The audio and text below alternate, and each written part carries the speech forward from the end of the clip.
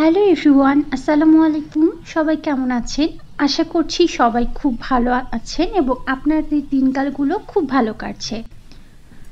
চিড়া কতটা উপকারী আমরা কিন্তু সবাই খুব ভালো মতোই জানি এবং আমার কাছে মনে হয় চিড়ার বেস্ট রেসিপি সেটা হচ্ছে এরকম পেঁয়াজ মরিচ দিয়ে খুব সুন্দর মতো ভেজে চায়ের সাথে পরিবেশন করা।